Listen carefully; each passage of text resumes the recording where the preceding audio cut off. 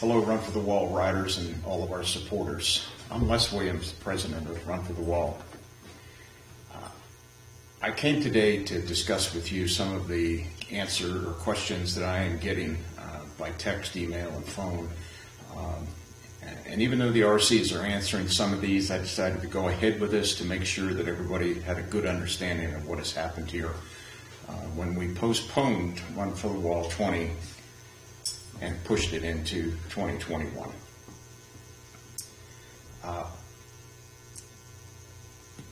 We put out a statement about two and a half weeks ago that was a cautionary statement that we were running into some difficulties, but we still had some ideas that we thought would work.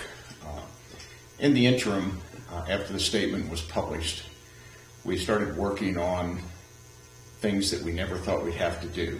You see, we're kind of really good at planning Run for the Wall because it takes a whole year to do that in every instance, but we're not real good at tearing it down. Matter of fact, we realized how rookie we were in that particular area.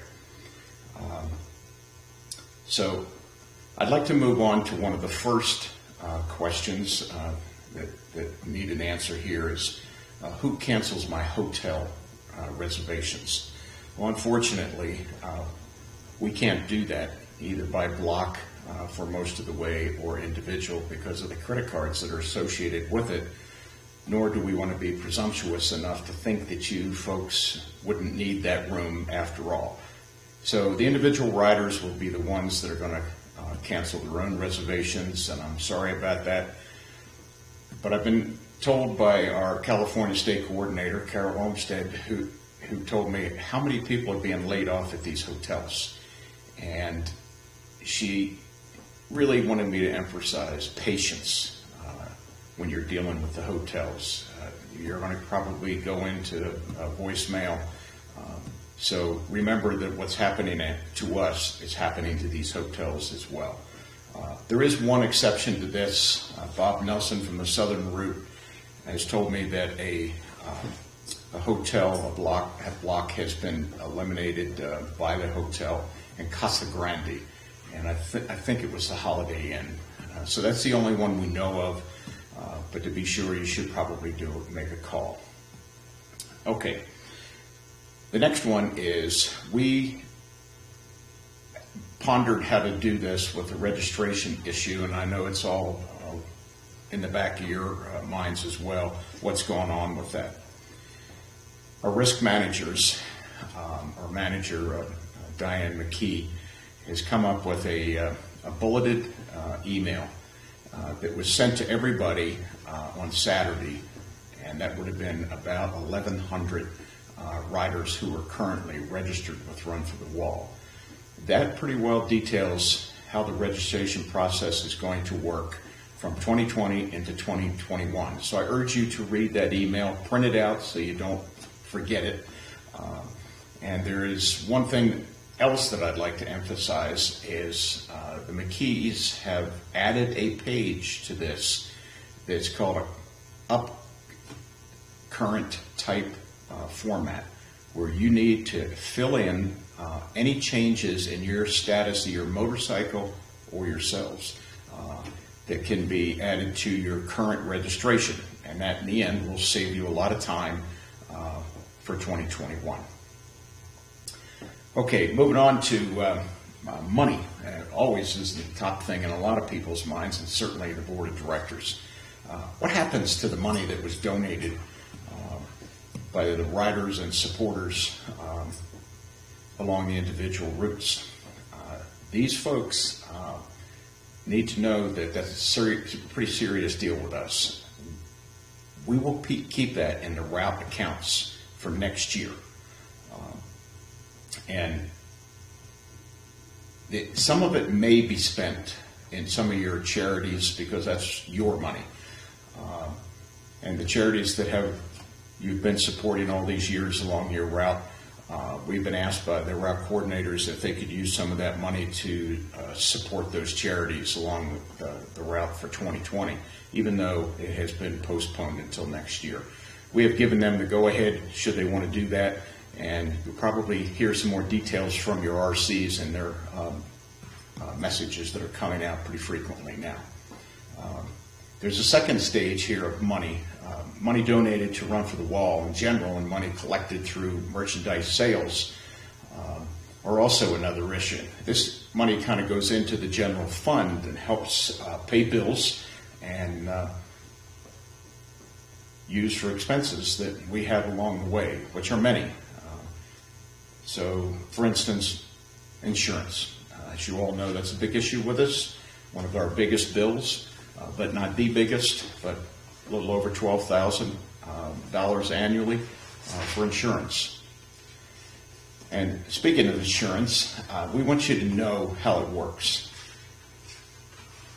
When we go on the run and we get to Ontario, the insurance kicks in for the Ontario weekend and until we leave Arlington in 2 weeks and the weekend. So after that, we have no insurance, liability insurance for anybody. That's when your individual liability insurance on your motorcycle's insurance company takes over. So you might want to check that on that. All right, moving on here. The other question we've got here that's really coming in is Run for the Wall 21 going to be number 32 or 33? Well, we base the annual runs on completion of missions. And since we're not completing the mission this year, next year will be Run for the Wall 32. So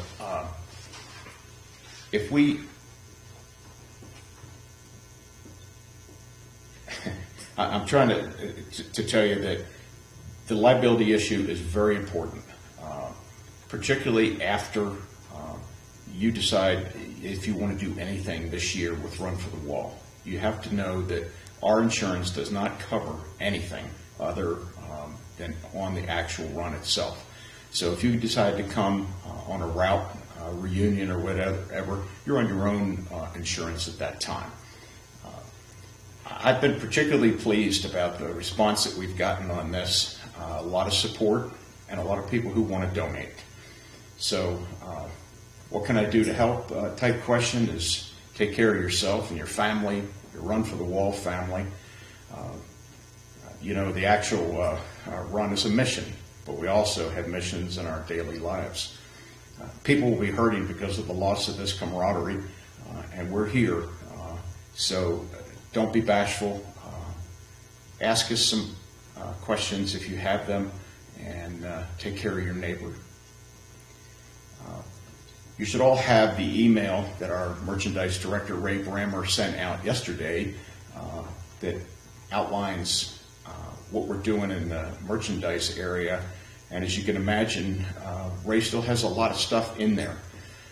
You have responded amazingly well to that. He has had about 800 orders since yesterday, and I want to urge you to continue to support the store, because what it does is to support the expenses for Run for the Wall. These items that are in the store this year, the 2021s, and I'm sure this hasn't gotten past anybody, are going to be a keepsake for people who have them. So pins and shirts are plentiful in the store.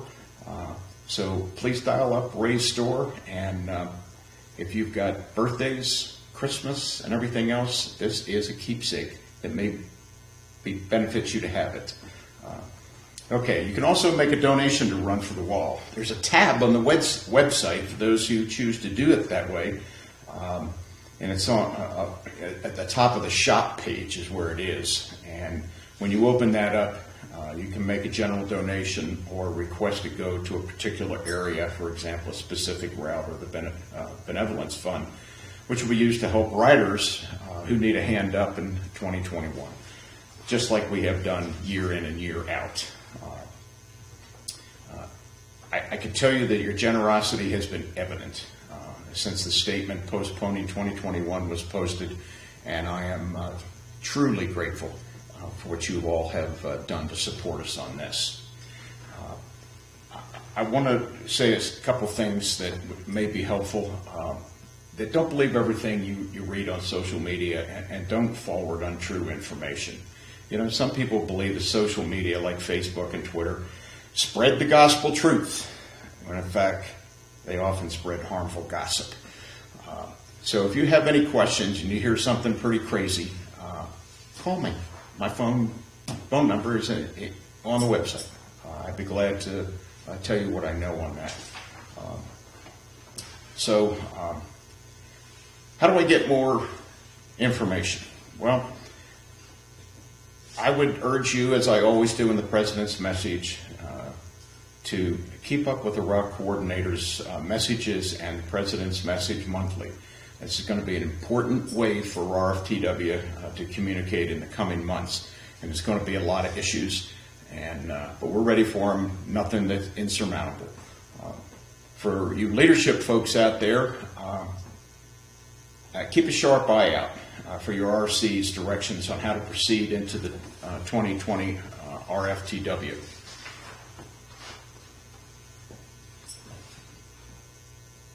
Which leads me into another question that's being asked is, who is going to lead the routes in 2021? Well, the Board of Directors has voted to continue with the 4 current route coordinators and their senior staff who have done an outstanding job of planning Run for the Wall 2020. All 4 of these folks have agreed to continue the mission and will join us again at our April 2020 regular meeting to begin planning for Run for the Wall 2021. Now, since we postponed Run for the Wall 22 until next year, you're welcome to ride independently.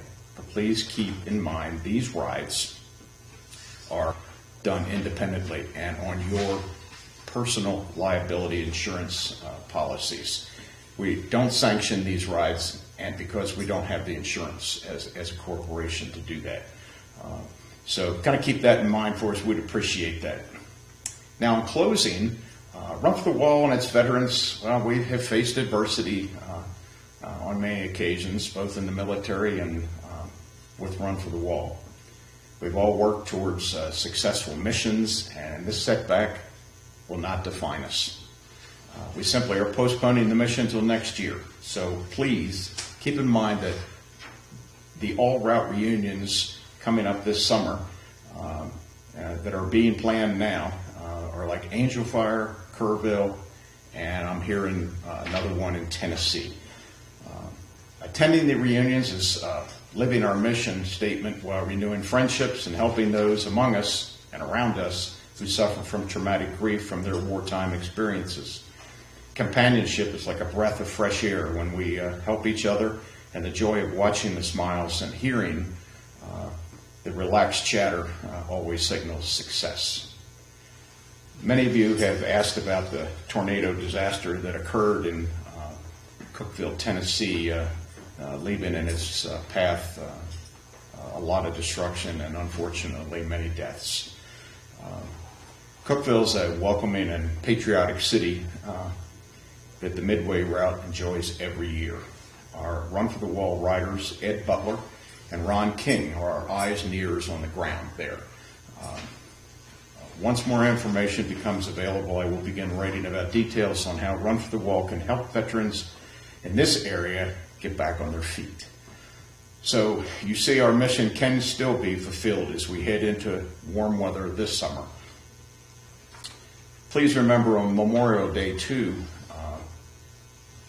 to honor our fallen men and women. Go out and participate in local honor ceremonies. Invite your riders to join you. And I think that you will fulfill the mission statement just like you do if we were in Washington doing that. So wrapping this thing up, I would like to thank a few people who I find have done excellent jobs, and I could just easily say everybody. And I don't particularly mean to leave anybody out here on this, but I've got to thank our board of directors who really worked as a team, as always, and did just an outstanding job in postponing this and shutting these plans down in a professional manner, along with the RCs and their staffs have done wonders in this area. We've all learned a lot doing something we've never done before. I would like to include in this Carol Olmsted, who is our Southern California state coordinator, and John Staub, who is the state coordinator in DC, and all the other state coordinators, our LEO supports in the individual states along 4 routes, our donors, our volunteers who guide us along our journey, and our riders. Also, I'd like to thank the chaplains from M25, Gary Shepard Bird, Mark Goodwrench Richardson, and along with chaplains from the Honor Bound group for their prayers during this difficult time for all our riders. We ask that you all continue to pray for our folks on Run for the Wall and all our citizens who need some peace following this postponement and the threat that caused it. May God bless you and keep you safe as we move forward to Run for the Wall 2021. Thank you.